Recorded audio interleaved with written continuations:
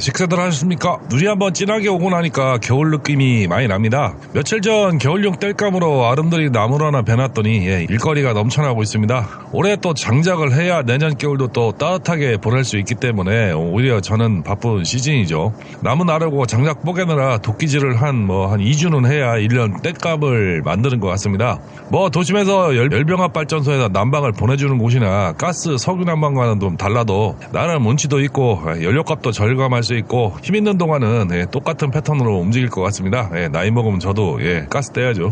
이쯤에는 오토바이도 거의 지하주차장이나 창고에 들어가 있는 시점이죠. 사실 겨울도 따뜻한 날이면은 타보려고 했습니다만은 도로 응달이 중간중간 얼어서 라이딩하기는 좀 어려움이 있습니다. 남쪽은 그렇게 결빙이 안 돼서 겨울에도 많이들 타시는데 중부지방만 돼도 위험할 정도로 도로 상태가 좋지 못하기 때문에 감히 저는 엄두가 안 나더라고요.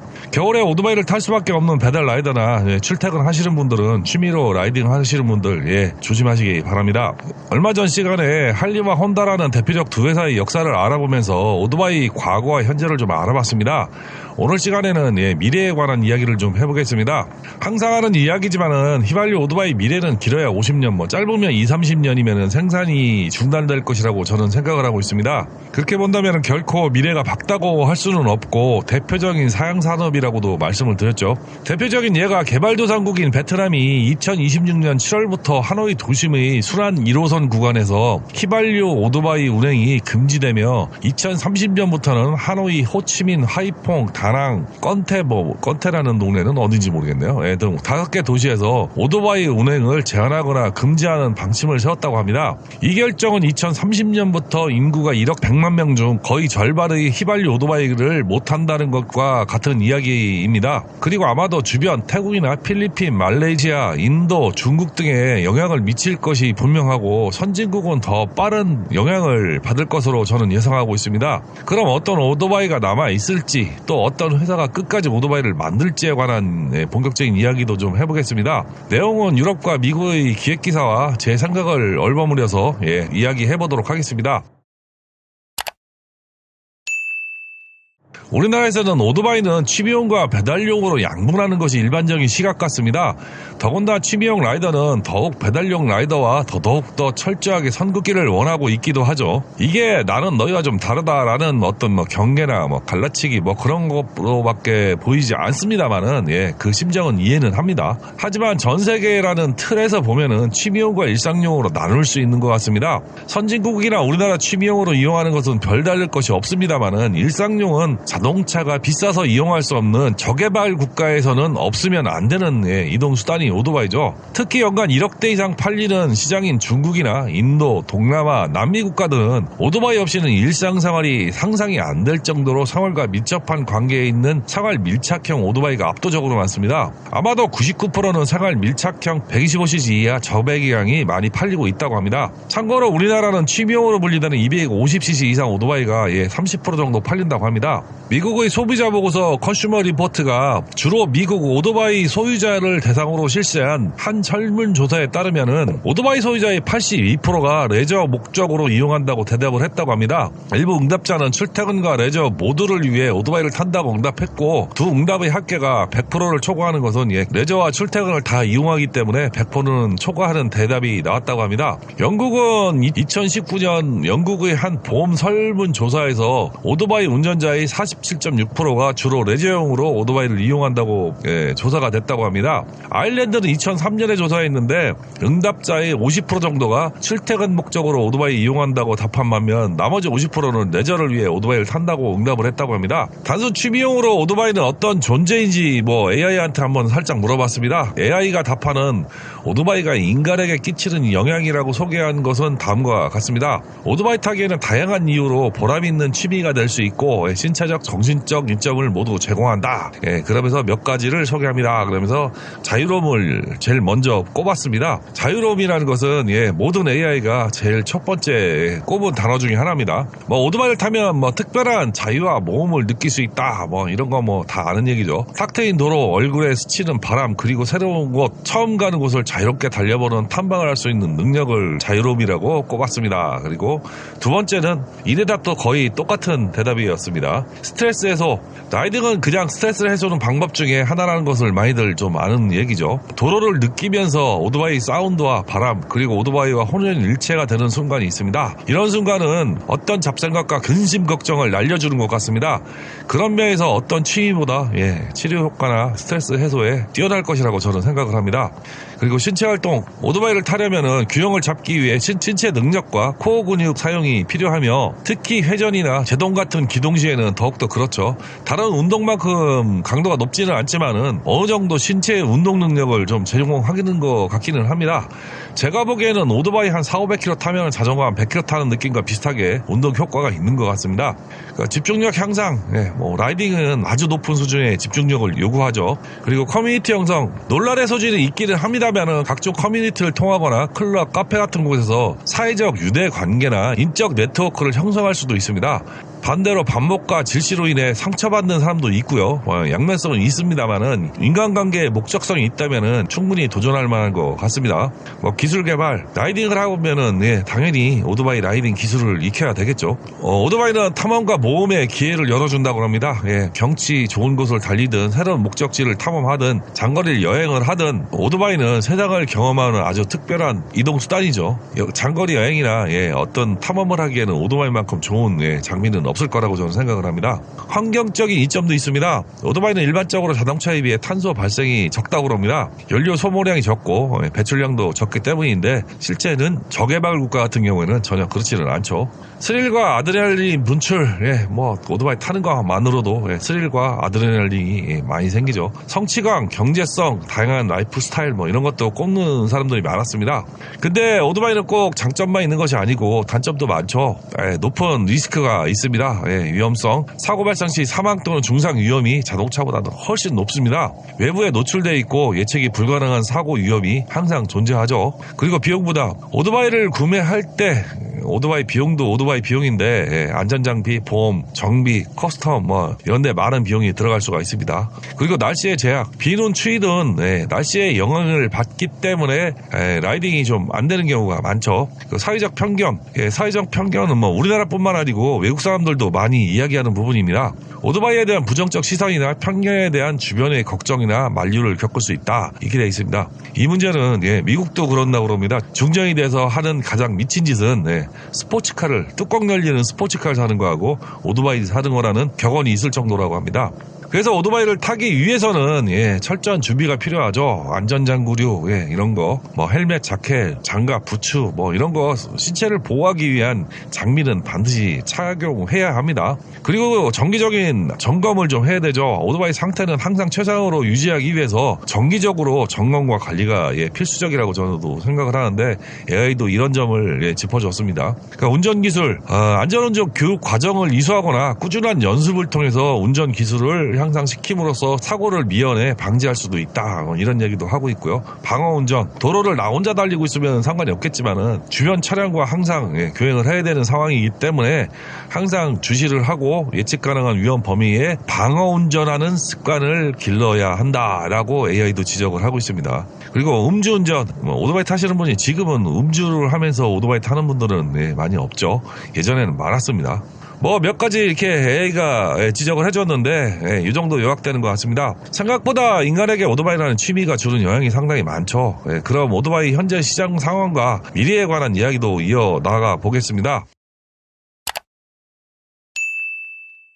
올해 오토바이 업계는 많은 상황들이 상당히 어려운 해였습니다. KTM은 재고 부담과 자금 고갈로 파산을 신청했고요. 결국 제가 예상했던 대로 인도 바자즈가 아주 적은 돈으로 꿀꺽했습니다. 그리고 열심히 지금 작업을 수혈하고 있다고 하는데 아직도 재고 부담 문제로 허덕이고 있다고 합니다. 그래서 국내에서도 연말을 기해서 엄청난 재고 세일을 하고 있죠. 할리는 올해 10월 1일부로 피자헛이라는 피자가게 사장 출신으로 CEO를 교체를 했습니다. 시장 점유율 저하와 트럼프의 헛발질로 최대 위기를 지금 맞고 있는 상황입니다. 미국, 태국, 인도에서만 완제품을 만드는 제조 공장이 한 개로 관세 폭탄을 직격으로 맞은 것이 거의 확실해졌죠. 멕시코, 브라질에서 부품과 반제품을 만들기는 하는데 관세를 피하기는 어려울 것 같습니다. 진즉에 중국으로 좀 생산 기지를 옮겼으면은 이런 고민을 안 해도 되는 상황인데 상당히 좀 안타깝게 됐죠. 아마도 2026년 사업 계획을 여기도 좀 세우기 좀 정말로 힘들어 보일 것 같습니다. 거기다 우리나라 수입처인 기흥도 허덕이는 중이고 은행의 단기 채권 문제 때문에 아직도 고생을 하고 있다는 소문을 들었는데 잘 해결됐는지는 모르겠습니다. 그리고 올해 광주 대전 서비스센터도 없애고 사업을 통합하려는 노력을 하는 것인지는 모르겠으나 할리나 로얄 엔필드, 두카티 전시회를 공동으로 개최하는 등 열심히 자구책을 마련하는 것 같지만은 문제는 돈, 현금이 없을 겁니다.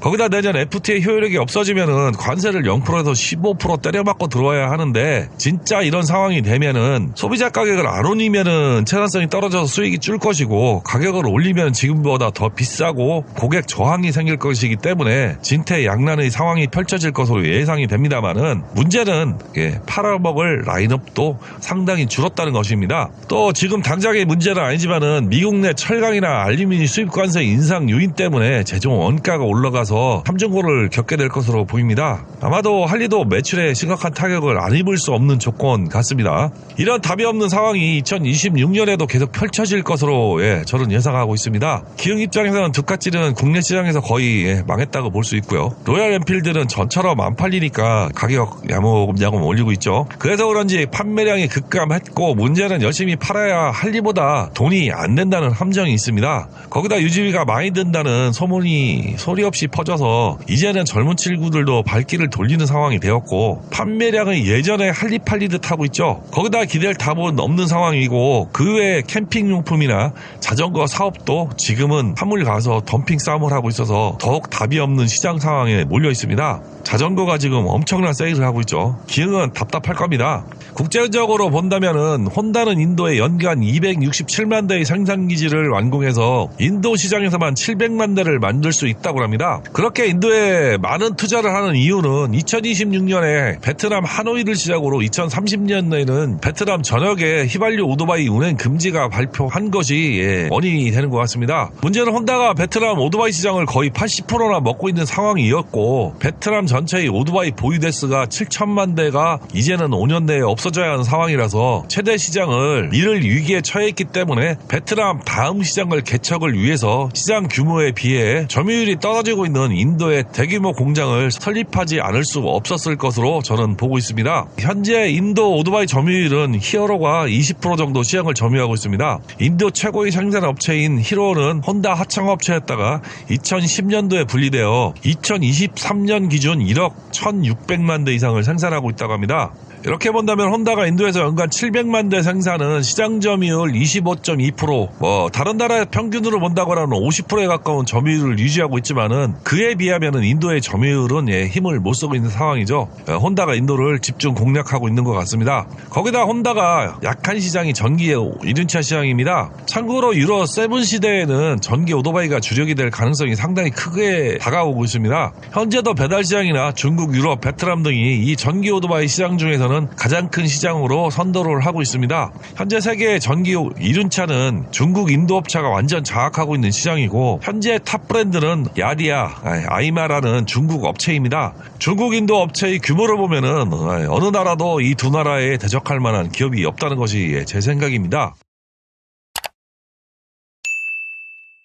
오토바이 미래는 항상 이야기하듯 그렇게 밝지는 않습니다. 짧으면 10년, 20년 이내에 현재 시장 규모의 절반 이상 줄어들 것으로 보이고 있고요. 길어야 20-30년 이내에 휘발유 오토바이 생산이 중단되고 50년 이내에는 휘발유 오토바이는 잡취를 감출 것으로 저는 보고 있습니다. 앞으로 30년을 버틸 능력, 즉 변화하고 진화하는 환경 규제에 맞춰 오토바이를 만들어낼 기술력이 있는 회사만 아마도 생존해 있을 것으로 보이죠. 이 배출가스 환경 규제라는 것이 잘 알다시피 먼저 적용되는 분야는 철강, 전력, 발전이죠. 석유화학 등 대규모 생산시설을 운영하는 제조, 중공업과 운송, 자동차 건설기계 분야에 적용이 순차적으로 되고 있습니다. 운송장비라는 것은 자동차, 오토바이, 선박, 건설, 농사용 장비, 항공기 순으로 적용받는 것으로 알고 있습니다. 제조 분야는 알리백으로 규제를 받는다는 건 다들 아실 내용일 겁니다. 알리백은 기업이 2050년도까지 필요한 전력을 100% 태양광이나 풍력 등 재생에너지로 사용하겠다는 자발적 글로벌 캠페인이죠. 알리백과 CF100에 대한 논란도 많고 이견도 많은데 엄연히 다르죠. CF100은 카본 프리 100%의 줄임말로 탄소 배출이 없는 원자력 발전, 수소, 연료 에너지 등 포함하여 100% 저탄소를 이용한다는 것이고, 알리백은 친환경 재생에너지, 태양력, 풍력, 수력, 지열 등으로 전력을 충당하는 것을 말한다고 합니다. 문제는 알리백을 달성 못하면은 선진국 수출에 제동이 걸리는 문제가 있지만은 CF100은 그런 규제가 없다는 겁니다. 이런 수출 규제 문제가 가장 큰 걸림돌이 되겠죠. 그래서 지난 정부에서 원자력 때문에 CF100 어쩌고저쩌고 했지만은 대기업들은 자체적으로 이 둘 다 그중에서 알리백을 우선시해서 적용하고 있습니다. 그리고 운송 분야는 유로 환경 규제라는 것을 규제받고 있다는 건 다 아실 겁니다. 오토바이는 아직 유로 5 플러스까지만 적용을 하고 있지만 자동차는 벌써부터 유로 6를 적용을 하고 있죠. 문제는 유로 6는 2014년부터 시행을 하고 있습니다. 유로 6만 해도 DPF, DOC, EGR, SCR 사단 콤보로 간신히 충족이 된다고 합니다. 문제는 유로 7부터는 휘발유 내연기관으로는 절대 달성이 안 된다고 그러죠.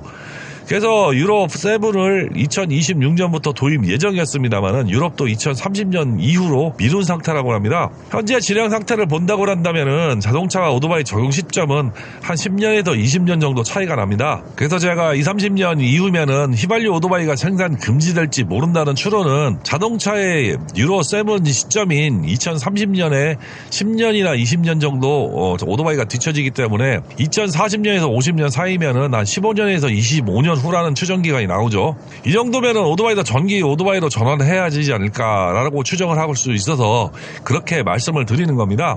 문제는 중국, 인도 업체를 제외하고는 유로 7에 대응하는 전기 오토바이에 두각을 나타내거나 시장을 선점하고 있는 업체가 거의 없다는 것이 가장 큰 문제죠. 유럽의 몇몇, 미국의 몇몇 회사가 고성능 전기 오토바이를 생산하고는 있지만은 일반 휘발유 오토바이보다 아주 높은 가격과 주행 가능 거리가 300km 내외라는 점이 가장 큰 문제인 것 같습니다. 그러나 이 유로 7은 20-30년 후고 당장 유로 6라는 환경 규제도 시행이 아직 안 된 상태라는 점이 중요한 점이죠.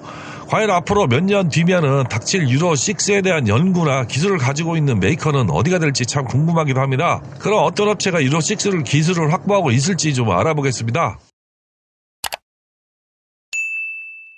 현재 프리미엄 오토바이 시장에서 살아남아서 활동하고 있는 오토바이 회사는 혼다, 야마하, 스즈키, 가와사키, 할리, 인디안, 포라리스, BMW, 두카티, KTM, 트라이언프, 에이프릴리아가 속해 있는 피아지오 그룹 산하의 베스페아, 질레라, 모터구찌, 그리고 MV, 아구스타, 허스크바나, 카즈바, 로얄 엔필드, 베넬리, 모토모리니, 그 외에는 중국, 인도 업체가 있다고 전 시간에 이야기를 했습니다만은 혼다, 야마하, 스즈키, 가와사키, 인디안, 포라리스, BMW, 두카티가 열일을 하고 있고 반대로 그렇지 못한 회사는 할리, KTM, MV, 아구스타가 휘청거리고 있다고도 얘기를 드렸습니다.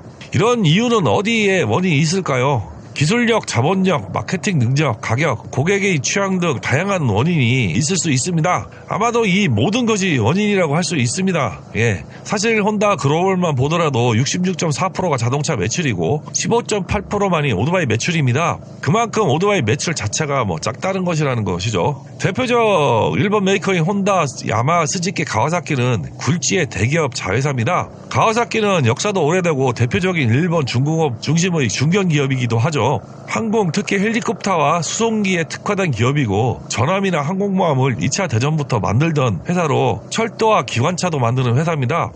일본에서는 미쓰비시, IHI와 함께 일본의 대표적 중공업 3대 회사이기도 하죠. 미국의 인디언은 포라리스 소속이라고도 알고 있지만은 포라리스는 모터사이클 및 UTV, ATV, 스노우모빌 전문 제조사로 구형 차량도 생산하는 레저 유틸리티 분야의 잔뼈가 굵은 회사입니다. BMW는 잘하는 프리미엄 자동차 회사죠. 고성능 오토바이 대명사이며 이탈리아 대표 브랜드인 두카티는 현재 람보르기니 산하에서 둥지를 틀고 있습니다. 람보르기니는 아우디 밑에 있고 아우디는 폭스바겐 산하에 있는 회사죠. 다들 아시다시피 토요타, 폭스바겐, 현대기아는 범접 불가능한 3자의 자동차 회사입니다. 그 외에 아이프릴리아, 데르비, 질레라, 모터구찌, 베스파를 갖고 있는 피아지오는 원래 항공기 회사였고 지금도 고급 비즈니스 항공기를 만들고 있는 회사입니다. 또 소형 경차를 아직도 제조하고 있는 규모가 있는 회사죠.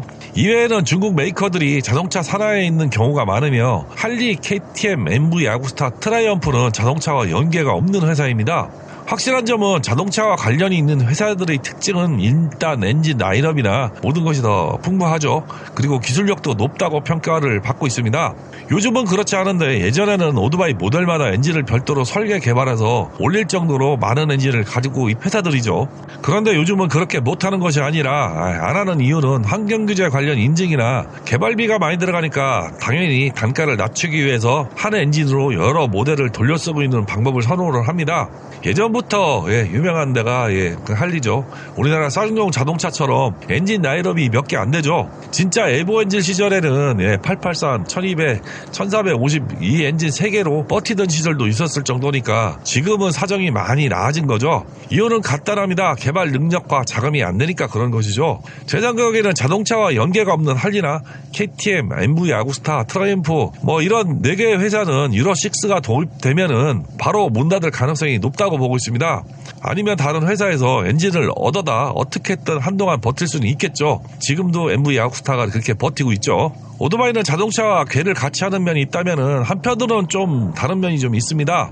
엔진 분야는 둘 다 기본적인 연구나 개발은 60년대에서 80년대와 별로 달라진 것이 그렇게 없습니다. 디자인과 전기장치, 즉 아날로그와 전자적 시스템이 포함된 디지털로 바꾼 것 외에는 크게 달라진 것이 없죠. 요즘은 스마트폰이 연동되는 디스플레이와 라이다를 이용한 오토 크루즈 컨트롤이 장착된 것이 획기적 발전이라는 것 이외에는 기본적인 시스템은 크게 과거와 비슷합니다. 다만 문제는 우리 자동차에 적용된 시스템이나 첨단 엔진도 오토바이에 바로 적용 못한다는 문제가 있습니다. 이유는 간단합니다. 공간과 무게의 제한 때문에 그렇다고 합니다. 그리고 보수적인 오토바이 유저의 아날로그적 취향 때문에 오토바이 제작사가 신개념의 시스템을 꺼리거나 기술적 한계나 단가 문제로 적용을 못하는 회사가 많다고 합니다. 스마트폰 연동 시스템인 애플 카플레이나 안드로이드 오토만 보더라도 이게 뭐라고 쉽게 적용을 못하나 하겠지만은 생각보다 비싸고 라이센스 비용도 있어야 해서 적용하기가 보통 거추장스러운 것이 아니라고 합니다. 거기다 나라마다 전파 인증을 받아야 해서 장착되어 있는데도 수입국가의 제한으로 인해서 제대로 사용을 못하는 경우도 많습니다. 거기다 또 수입사가 전파 인증 비용을 대기가 싫으니까 인증을 못하는 경우도 있습니다. 거기다 스마트폰을 연동하는 시스템을 사용하는 디스플레이가 생각보다는 비싸다고 합니다. 자동차 회사들은 현재 유로6 차량을 만들고 있으니까 오토바이에 적용하는 것은 어렵지 않을 것으로 보입니다만은 그렇지 못한 오토바이 회사가 하고 관계가 없는 회사들은 생으로 개발을 해야 하기 때문에 결코 쉬운 일은 아닐 겁니다. 현재 기술력이 있는 혼다는 차세대 엔진으로 V3기통 터보 엔진을 발표했죠. 가와사키는 슈퍼차저를 벌써부터 이용을 하고 있고요. 두카티, KTM, 에이플리아는 V4 엔진을 모토지프에서 휩쓸고 있습니다만은 민수용으로 우리가 타고 있는 오토바이에 적용하기는 어려울 것으로 보고 있습니다. 야마하는 CP3 3기통과 CP2 2기통으로 스즈키는 K5 인다이 4기통과 새로 개발된 2기통 엔진으로 버틸 모양새입니다. 할리는 스트리밍 이글 엔진도 유로5를 간신히 통과했다는 것으로 알고 있습니다. 거기다 유로5를 충족하지 못한 엔진은 전부 단종시키다 보니 라인업이 왕창 줄어들어 버렸습니다. 제가 보기에는 딱 10년만 지나면 유로6가 도입되는 시기에는 오토바이 회사의 혁명성사는 바로 결정될 것이라고 생각을 합니다. 자동차 기반 오토바이 회사는 살아남고 그렇지 못한 회사는 망하는 시대가 되는 것이죠. 그렇다고 지금 타는 여러분이 오토바이가 바로 퇴출되거나 그러지는 않을 것으로 보고 있습니다. 지금 타고 있는 오토바이는 못해도 한 20-30년 이상은 아무 문제 없이 운행해도 문제가 없을 것으로 보이니 지금 타는 오토바이 잘 관리하시기 바랍니다. 오늘은 오토바이 미래와 생존 가능성에 관한 이야기를 좀 해봤습니다. 환절기 감기 조심하시고 건강하시기 바랍니다. 긴 영상 시청해 주셔서 감사합니다.